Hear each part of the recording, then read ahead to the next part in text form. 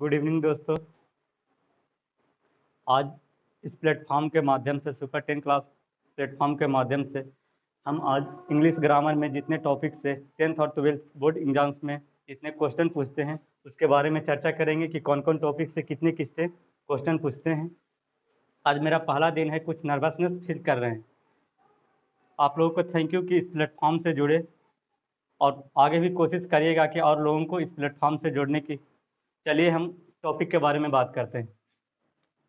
पहला टॉपिक है वर्ब, जिससे भी बोर्ड एग्जाम्स में 10th और 12th में क्वेश्चन पूछता है।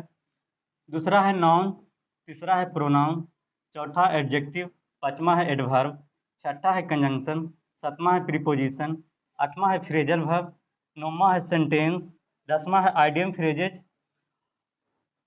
11 नंबर में वन वर्ड सब्स्टिट्यूशंस, 12 नंबर में एंटोसाइनो स्पेलिंग्स और 13 में है टाइम एंड टेंस। 14 नंबर में है क्वेश्चन टैग, 15 नंबर में है आर्टिकल, 16 नंबर में है नरेशन, 17 नंबर में वॉइस, 18 में है ट्रांसलेशन, 19 में है पैसेज और 20 में है कंडीशनल सेंटेंसेज। ये सब ग्रामर का ही भाग है।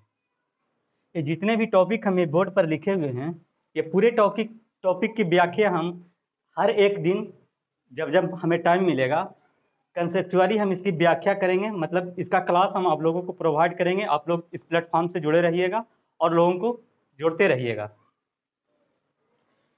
चलिए इसके बारे में टॉपिक का नाम बता दिए। अब इसके वेटेज के बारे में बताते हैं कि कहाँ कहाँ से कितने कितने क्वेश्चन अराइव होते हैं। इसमें वर्ब है। वर्ब तो हर जगह प्रयोग होगा, जितने भी इंग्लिश में इंग्लिश का मतलब है कि वर्ब के बिना तो कुछ हो ही नहीं सकता है। दूसरा है नाउन, इससे भी क्वेश्चन, नाउन तो पूरे टॉपिक में नाउन का ही चर्चा होगा। तीसरा है प्रोनाउन, प्रोनाउन से भी क्वेश्चन अराइज होता है। चौथा एडजेक्टिव, इसमें पार्ट्स ऑफ स्पीच के पॉइंट ऑफ व्यू से इससे क्वेश्चन अराइज होता है। सेंटेंस दे देगा और बोलेगा कि बताइए इस पार्ट्स ऑफ स्पीच में कौन एडजेक्टिव है। पांचवा है एडवर्ब, ये सेंटेंस में इसमें फिल करने के लिए आता है कि कौन एडवर्ब कहाँ पे भराएगा, फिल इन द ब्लैंक में। छठा है कंजंक्शन, वाक्यों को जोड़ने के लिए इसका प्रयोग करते हैं। प्रीपोजिशन है, इसमें फिक्स प्रीपोजिशन भी पूछा जाता है क्वेश्चंस में। आठवां है फ्रेजल वर्ब, नौवां है सेंटेंस। इससे सबसे ज्यादा क्वेश्चन पूछ रहा है अभी बोर्ड में, सेंटेंसेस से। 10वां है आइडियम फ्रेज, इससे भी क्वेश्चन पूछता है। 11 नंबर है वन वर्ड सब्स्टिट्यूशन, 12 नंबर है एंटोसाइनो स्पेलिंग्स, 14 है टाइम एंड टेंस, 14 नंबर में क्वेश्चन टैग, 15 नंबर में आर्टिकल, 16 नंबर में नरेशन, 17 नंबर में वॉइस, 18 में ट्रांसलेशन, 19 में पैसेज, 20 में कंडीशनल सेंटेंसेज।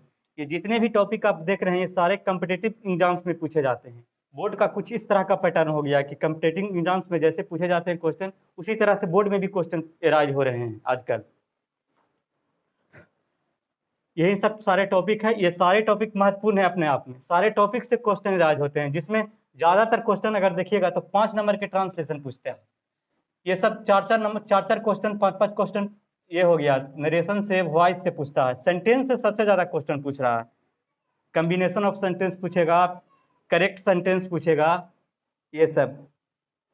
आज कुछ इसमें बेसिक टर्म्स होता है जो लोगों को पता नहीं होता है, ऐसा ही खाली पढ़ते जा रहे हैं, लेकिन उसके बारे में अगर जानकारी नहीं होता है, जो खास करके वो बच्चे को जो बिहार बोर्ड से अभी पढ़ रहे हैं उसको ज़्यादा ये सब में प्रॉब्लम होता है इंग्लिश में कि सब्जेक्ट कौन है, ऑब्जेक्ट कौन है, कंप्लीमेंट किसको कहते हैं। हम आज एक उसी में से एक पॉइंट लिए हैं सब्जेक्ट, उसके बारे में चर्चा करेंगे कि सब्जेक्ट कहते किसको है। चलिए ये सबको रहने देते हैं, इधर से मिटा देते हैं, बता देते हैं कि सब्जेक्ट कहते किसको है।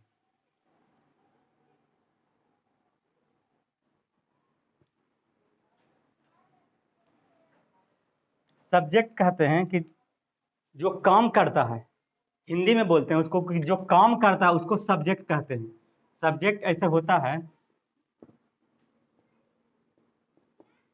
सब्जेक्ट ज़्यादातर केसेज में देखिएगा तो नाउन या प्रोनाउन,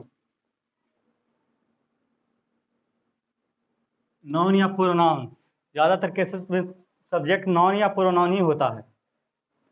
अब क्या बोलें, हिंदी में बोलें कि सब्जेक्ट उसको कहते हैं जो काम करता है।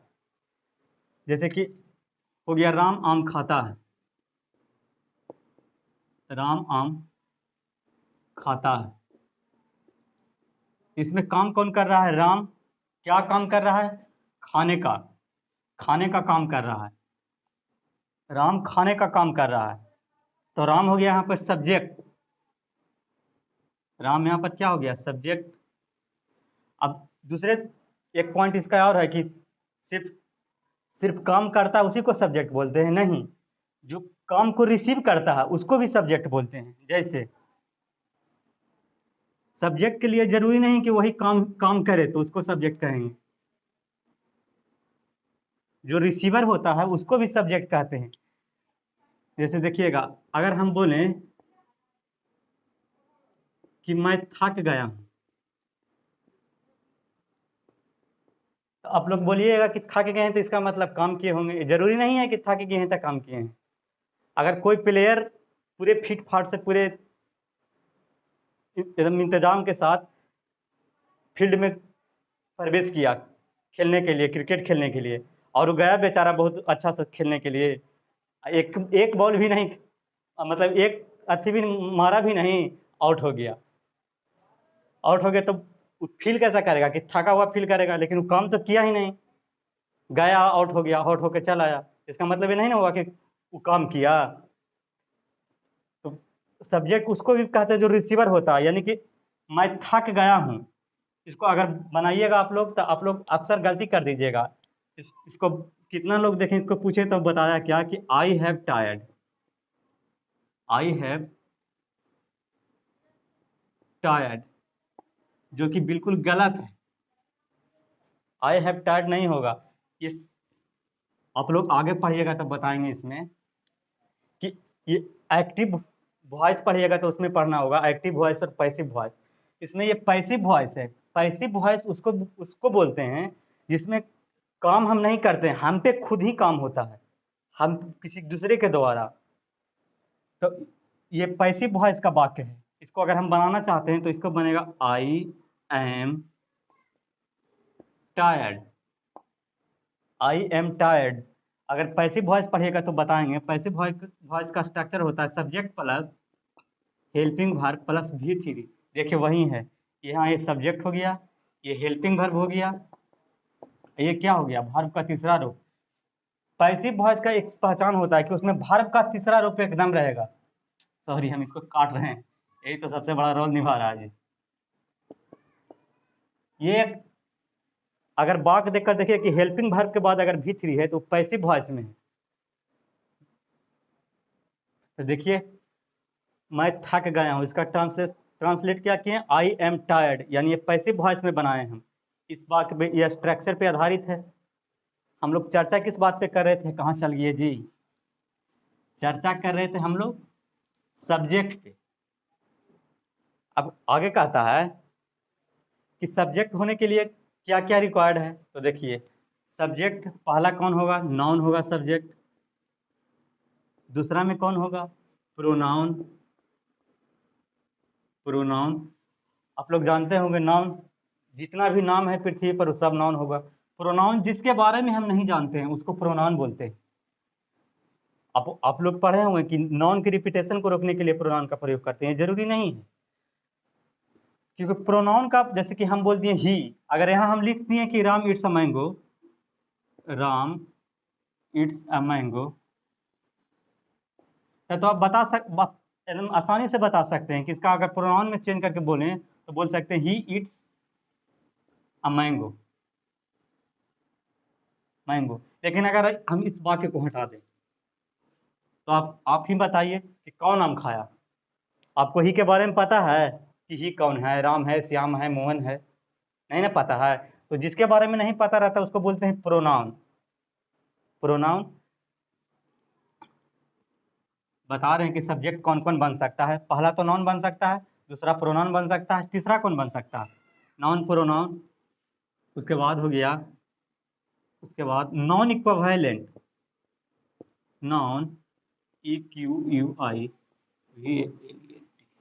नॉन इक्विवेलेंट अब नॉन इक्विवेलेंट कहने का मतलब क्या हुआ, जैसे अगर आप गाँव से संबंध रखते होंगे तो देखते होंगे, अगर किसी के घर में कोई संकट हो गया तो उसके अगल बगल के बोलते हैं कि घबराओ मत, हम आपके पिता के समान ही हैं। तो उस पिता के समान, पिता है नहीं लेकिन पिता के समान है, यानी कि कहने का मतलब कि नॉन नहीं है लेकिन नॉन का इक्विवेलेंट है, यानी नॉन के समकक्ष है। इसका कहने का मतलब यह हुआ कि जैसे हम भार्ब लिखें, भार्ब मतलब क्रिया, कोई भी काम, जैसे भार्ब है, अब तो भार्ब हमेशा V1 फॉर्म में रहता है, उसका ये ओरिजिनल फॉर्म हुआ V1। इसमें आईएनजी लिख देंगे तो ये नॉन नॉन हो गया एक तरह से। इसको ऐसे बोलते हैं जिरंड, इसको जिरंड बोलते हैं। ये भी एक तरह से नॉन हो गया। जैसे यहाँ पर हम लिख सकते हैं